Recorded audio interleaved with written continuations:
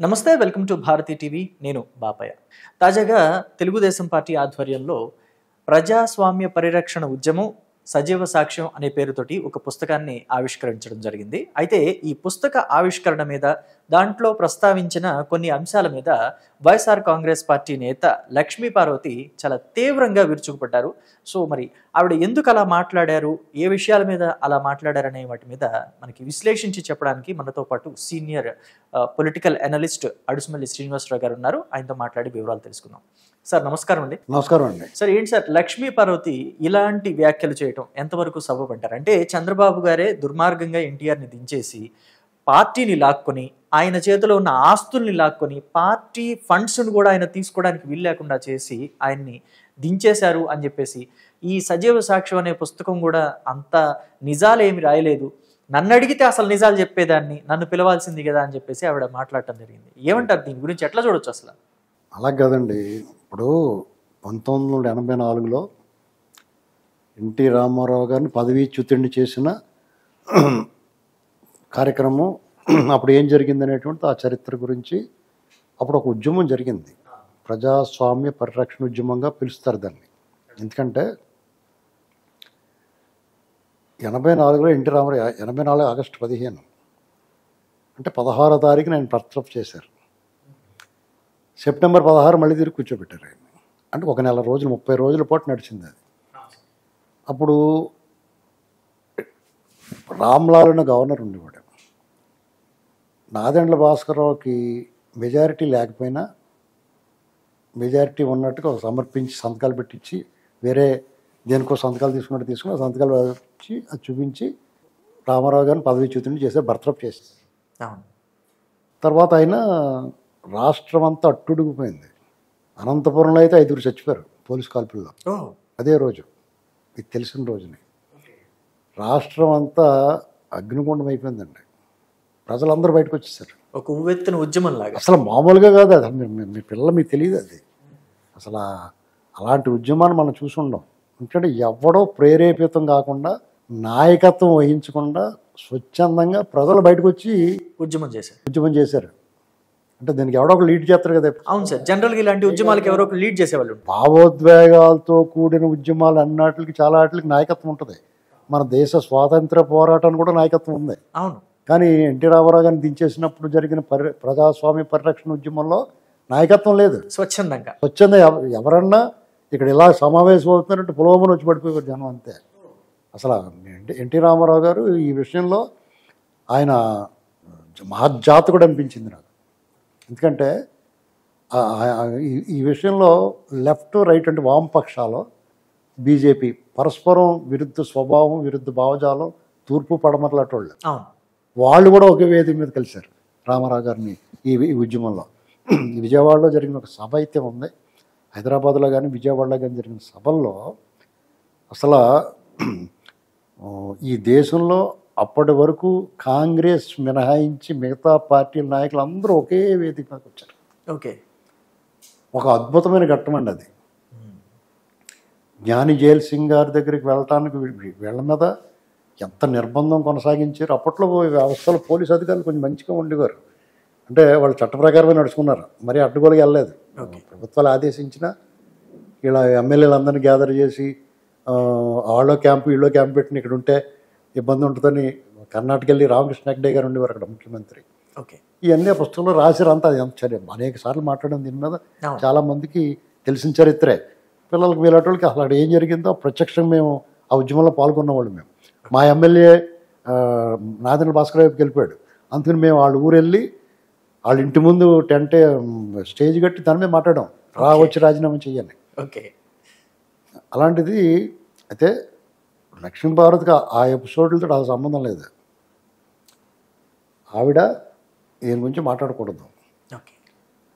ఆవిడకి ఇప్పుడు చంద్రబాబు నాయుడు గారిని, తెలుగుదేశం శ్రేణుల్ని, తెలుగుదేశం సానుభూతి పరుల్ని, ఈ సమాజంలో మర్యాదస్తులకి వికారం కలగాలంటే ఆ ముఖం కనపడుతుంది. ఆ ముఖం కనపడినంతే వికారం వస్తుంది. ఇరిటేట్ చేయాలంటే ఆవిడ వాడతారు. భీష్ముడి ముందు సెకండ్ని వాడినట్టు. ఓకే, అర్థమైందా? సెకండ్ కనపడగానే భీష్ముడు అస్త్ర సన్యాసం చేసేస్తాడు, పడేస్తాడు కింద. కానీ వీళ్ళు చేయరు అలాగా, తోలు తీసేస్తారు. అర్థమైందండి? ఆవిడ బతుకు జీవుడు అంట బతకాల. రామారావు గారి దగ్గరికి ఎలాగొచ్చావు, ఎవరిని విడిచిపెట్టొచ్చావు, వీరగంధం సుబ్బారావు గురించి నువ్వు మాట్లాడు, అప్పుడు వీళ్ళు దీని గురించి మాట్లాడతారు. ఏదన్నా అంటే మహిళ కాబట్టి మనం మాట్లాడకూడదు అని మర్యాద పాటిస్తుంటే ఎంత చెడ్డ. ఎన్టీ రామారావు గారు ఆవిడ వివాహం ఆడాడు కాబట్టి ఆయన పట్ల మర్యాదతో గౌరవంతో ఈవిడ పట్ల ఉపేక్షిస్తున్నారు అంతా. దాన్ని అలుసుగా తీసుకుని శివలింగం మీద తేలిలాగా ఇష్టం మాడితే ఈ మధ్యన ఆ కట్టు తప్పిపోయింది, ఎవరు ఆగట్లా. నువ్వు పైగా నువ్వు ఎవరు పంచం చేయరు, వైఎస్ రాజశేఖర రెడ్డి రామారావు ఒకటి అంటుంది, ఈవిడి ఎన్టీ రామారావు గారు వైఎస్ రాజశేఖర రెడ్డి ఒకటి అంటుంది, జగన్మోహన్ రెడ్డి ఎన్టీ రామారావు గారు ఆశయాలకు వారసుడు అన్నట్టుగా మాట్లాడుతుంది. జగన్మోహన్ రెడ్డి గారికి ఎన్టీఆర్ ఆశీర్వచనాలు కూడా ఉన్నాయంటుంది. ఇలాంటివన్నీ మాట్లాడతా అసలు మీకు ఏ అర్హత ఉంది, నువ్వు ఎవరు? కాబట్టి ఆవిడ కొంచెం సంయమనం పాటించాలా, మూసుకుని కూర్చోవాలి ఇంట్లో, ఎక్కువ మాట్లాడకూడదు ఈ విషయాల్లో. ఎందుకంటే తవ్వి కొలిది ఓసారి సోమిరెడ్డి చంద్రమోహన్ రెడ్డి గారు ఇలాగే ఈవిడ ఓవర్ యాక్షన్ చేస్తుంటే చెప్పమంటావు అన్ని విషయాలు అన్నాడు ఆయన. రకరకాల కథలు ఉన్నాయి, అవన్నీ బయటకు వచ్చి మీరు ఇంకా ఎలాగ మాట్లాడితే ఎవడొకటి మాట్లాడేస్తాడు, బయటకు వచ్చి మాట్లాడేస్తే పరుగు పోదు. అనవసరంగా ఈ ప్రభుత్వం వాళ్ళ మీద చర్యలు తీసుకుంటుంది. ఎంత చెడ్డ ఆమె ఒక మహిళ మీద మాట్లాడారు అన్నట్టు. నేనైతే ఆ పేరు ఉచ్చరించినందుకు ఇవాళ నేను ఒక రాగి చెంబు నిండా నీళ్ళు వేసుకుని 4 తులసాకులు వేసుకుని నోరు కొడుకుంటాను కాసేపు ఉన్న తర్వాత. అంటే శుద్ధి చేసుకోవడం, శుద్ధి చేసుకోవాలా. ఇప్పుడు రాష్ట్ర పక్షిలాగా రాష్ట్ర పిశాచి అని ఉంటుంది, ఇప్పుడు రాష్ట్ర పిశాచి. ఓకే, మన ఉభయ తెలుగు రాష్ట్రాలకి రాష్ట్ర పిశాచి లక్ష్మీ పార్వతి రాష్ట్ర పిశాచి పేరు వినటం కూడా ఇష్టపడను నేను. మీరు అనవసరంగా నన్ను ఇందులో మాట్లాడిస్తున్నారు ఏంటండి. అప్పుడు వాళ్ళ 95లో జరిగింది ఏంటంటే, ఇప్పుడు ఎన్టీ రామారావు గారు మహానుభావుడు, ఆయన కారణ జన్ముడు. ఎలాంటి చంద్రుడికి కూడా మచ్చున్నట్టు ఆయన జీవితంలో చర్మాంకంలో ఈ పేడ చీడ పట్టింది, కాండము తొలిచి పురుగులాగా. ఏంటండి నిజంగా ఆ విషయంలో మా అందరికీ బాధ ఉంది. రామారావు గారు లాంటి ఎలాంటి పర్సనాలిటీ, ఎలాంటి మనిషి. ఆయన దైవానికి మానుష రూపంలో ఉండే మనిషి. ఆ మనిషి మీద ఎలాంటి సినిమాల్లో నటుడిగా ఎలాంటి పాత్ర వేసినా ఒప్పించిన మనిషి. భీష్ముడు లాంటి పాత్ర వేసాడు. ఎందుకంటే భీష్ముడు ప్రస్తావించాను. భీష్మ పాత్రధారిగా ఆయన నటనా వైదుష్యం చూస్తుంటే అసలు ఏ పాత్ర పోషించినా ఒక గొప్ప నటుడు మనం ఆయన కీర్తించుకుంటాం. అలాగే రాజకీయ నాయకుడా, సామాజిక విప్లవకారుడు ఆయన. రాజకీయ నాయకుడు కాదు ఆయన, ఈ సమాజంలో విప్లవం తీసుకొచ్చాడు, సామాజిక విప్లవం తీసుకొచ్చాడు ఆయన. కానీ ఎన్టీఆర్ ఆడవాళ్ళకి ఎంత గౌరవం ఇస్తారో అది ఆయన రాజకీయ ప్రస్థానంలో కూడా మనం చూసాం. ఆడవారికి ఆస్తిలో సగం వాటా ఇవ్వడం. కానీ చంద్రబాబు ఎన్టీఆర్ని స్త్రీలోలుడు అన్నాడు అని చెప్పేసి దూషించారని కూడా నిన్న ఆవిడ ప్రస్తావించారు. ఆవిడ ఇష్టమైన మాట్లాడుతుందండి, ఆవిడ ఇష్టమైన మాట్లాడద్దు. ఇప్పుడు అద్దు అదిపోయి ఉందండి. ఆవిడకి ఏమిటి రోగం అన్నాను, నొప్పి ఏంటి నీకు? ఇప్పుడు నీకేంటి స్టేక్ పార్టీతోటి? ప్రతిసారి వచ్చి మాట్లాడడానికి చంద్రబాబు గారు ఒకే ఒక తప్పు చేశాడు ఈ విషయంలో. ఆ తప్పు ఏంటి తెలుసా? నోరు మూయించి మూల కూర్చోబెట్టకపోవడం ఆయన చేసిన తప్పు. పెంట మీద రాయేయటం ఎందుకని ఊరుకున్నాడు ఆయన. ఎప్పుడు స్మెల్ వస్తూ ఉంది, మరి ఆ స్మెల్ పోవట్లేదు. అప్పుడు ఏం చేయాలి? దాని నిండా మట్టి కప్పేసి ఎత్తి అతలు పోసేస్తే నోరు మూసుకుని అదే క్లీన్ చేసుకోవాల్సిన బాధ్యత కూడా టీడీపీకి ఉంది కదా. చేయలేదు వాళ్ళు, అందుకని స్మెల్ వస్తుంది. ఆ స్మెల్ రాకుండా చూస్తలేదు వీళ్ళు. ఆ పెంట మనకి ఎందుకని వదిలేశారు ఎవరికాళ్ళు. కారణం ఏంటి? రామారావు గారు వల్ల. అర్థమైందా? అవును సార్. ఇప్పుడు ఎన్టీఆర్ని దించేసింది చంద్రబాబు అని రకరకాల మాటలు మాట్లాడుతూ రకరకాల సినిమాలు తీసేవాళ్ళకు కూడా ఈవిడ సహకారం అందిస్తూ నానా యాగి చేస్తున్నారు. అయితే ఈవిడ పాత్ర ఎన్టీఆర్ మీద మచ్చపడ్డానికి ఈవిడ పాత్ర ఎంత ఉంది, ఆయన్ని ఎంత మిస్గైడ్ చేసింది అనే విషయాలు తెలుగుదేశం పార్టీలో మీలాంటి వాళ్ళకి, సీనియర్ నాయకులకి, అనలిస్టులకి, పొలిటికల్ అనలిస్టులకి అందరికీ తెలుసు. కానీ ఎందుకని ఆవిడ చేసిన వాటి మీద ఒక పుస్తకం రిలీజ్ చేయడం, ఆవిడ దుర్మార్గాల గురించి అనేక పుస్తకాలు వచ్చినాయి, అనేక మంది మాట్లాడారు, అనేక రకాల ఆవిడ గురించి పదే ఏం చెప్పుకుంటున్నారు, దరిద్రం గురించి. ఇప్పుడు ఇక్కడ ప్రజలు నిజంగా చంద్రబాబు నాయుడు గారు తప్పు చేశారంటే 95లో ఆయన ముఖ్యమంత్రి అయిన తర్వాత మళ్ళా 3 సార్లు ముఖ్యమంత్రిని చేశారు, గుర్తుపెట్టుకోండి. 95 తర్వాత 99లో మళ్ళీ ముఖ్యమంత్రి అయ్యాడు ఆయన. అవాళ ఈ లక్ష్మీభారత్ కూడా పార్టీ పెట్టింది. స్వయంగా రామారావు గారు కొడుకు, రామారావు గారు అల్లుడు దగ్గుబాటి వెంకటేశ్వరరావు గారు, హరికృష్ణ గారు పార్టీ పెట్టారు. చంద్రబాబు రాజశేఖరుడు పక్కన నక్కలా కాసు కూర్చుని ఉన్నాడు.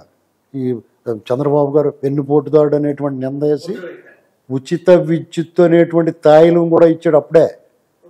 అయినా సరే చంద్రబాబు గారు గెలిచాడు అక్కడ, గుర్తుపెట్టుకోవాలి. ఇది అందరూ ఉన్నాయి. అంటే అందరూ అనుకుంటుంది 2004లో చెప్పాడు ఉచిత విద్యుత్ అని, కానీ 1999కే ఉచిత విద్యుత్. ఇందులోనే ఆ హామీ ఇచ్చారు వాళ్ళు.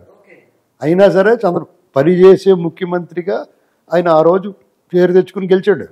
అంటే అప్పటి వరకు ఈయన ఎన్ని పోటు చేయడు, లేకపోతే ఎన్ని అన్నిటిని ప్రజలు ఒక్క ఓటుతో తుడిచిపాడేశారు. పటాపంచలు అయిపోయింది. ఓకే. 2004 అంటారా, ఈ దేశంలో ఉన్న అన్ని పార్టీలని, రాష్ట్రంలో ఉన్న పార్టీని రోడ్డు మీద పోయి ఓ జెండా పెట్టుకుని వెళ్ళే వాళ్ళు ఉంటారు కదా, గురువారం నాడు సాయిబాబా బండి వేసుకుని వస్తారు అడుక్కునే వాళ్ళు, వాళ్ళని కూడా చేర్చేసుకుని చంద్రబాబు గారిని ఓడించగలిగాడు రాజశేఖర రెడ్డి, రకరకాల కుట్రలు చేసి. సరే అయిపోయింది. 2014లో మళ్ళీ ముఖ్యమంత్రి, 2009లో కూడా కుట్రలు చేసి రాజశేఖర రెడ్డి నెగ్గాడు. మరి చంద్రబాబు నాయుడు 2014లో ముఖ్యమంత్రి అయ్యాడా? 2024లో ముఖ్యమంత్రి అయ్యాడా? అంటే ఇప్పుడు 4వ ముఖ్యమంత్రి అయ్యాడు. అంటే దీన్ని బట్టి మీరు ఏం అర్థం చేసుకోవాలి? మనం అనవసరంగా కొన్ని రోడ్డు మీద 300 మంది ఉంటారు, వాళ్ళు మాట్లాడతారు, మనం వాళ్ళు పట్టించుకోకపోతే డోర్ కొట్టి అడుక్కుంటారు. అవి మనం పట్టించుకోం కదా, అలాగే ఉండాలి ఈ అమ్మాయితోటి, ఈవిడితోటి. అర్థమైందండి? మనం ఎక్కువ పట్టించుకోకూడదు. ఆవిడ ఫస్ట్ మీరు ఎవరన్నా ప్రశ్నించాల్సి వచ్చింది, నువ్వు వీరగంధం సుబ్బారావు ఏం చేసావని అడగాలి అంతే. ఆవిడ వీరగంధం లక్ష్మీపార్వతి, నందమూరి లక్ష్మీపార్వతి కాదు. నేను ఆవిడ అంగీకరించకపోయినా, వాళ్ళ కుటుంబం అంగీకరించినా సరే నేను అంగీకరించను, నా ఇష్టం అది. నువ్వు వీరగంధం సుబ్బారావు, అతను 2వ పెళ్ళి ఆల్రెడీ పెళ్ళినోని పెళ్లి చేసుకున్నావు, మళ్ళా ఇక్కడ ఆల్రెడీ పెద్ద అయ్యి వాళ్ళ కుటుంబం ఉన్నాయని, వాళ్ళ పరపతి ప్రజల ఆదరణ ఉన్నవాడిని ఇంట్లో చేరిపోయి జాయిగానే ఆయన లైన్లో పెట్టేసుకుని మళ్ళీ చేరిపోయింది ఇక్కడ. ఇంతకన్నా ఏం నేను మాట్లాడలేను, మాట్లాడకూడదు. ఎందుకంటే వాళ్ళ బుద్ధి లేకపోయినా మన బుద్ధి ఉంది. సార్, అయితే మనం నిన్న మొన్న గమనిస్తూనే ఉన్నాం, ప్రజలందరికీ అసహ్యం వచ్చింది కాబట్టే, ఆవిడని అసహించుకున్నారు కాబట్టే చంద్రబాబు గారు చేసిన పని శభాష్ అనుకున్నారు అందరూ. ఒక బాధ ఉంటుంది, రామారావు గారు పదవి కోల్పోవడం బాధే, ఆ బాధను మించిన ఆగ్రహం ఉంది ఆవిడ మీద. అంటే దీన్ని అర్థం చేసుకోవాల్సింది ఏంటంటే, రామారావు గారు పదవి కోల్పోయిన బాధ ఉంటుంది, ఒక గాయం, దాన్ని మించిన ఆగ్రహం ఉంది ఆవిడ మీద. అంటే నువ్వు అంత దరిద్రం కింద పెట్టేవానికి అది అర్థం చేసుకుని నీ వల్ల పోయింది, నువ్వే దరిద్రం, ఆయనకు పట్టిన దరిద్రం నువ్వే.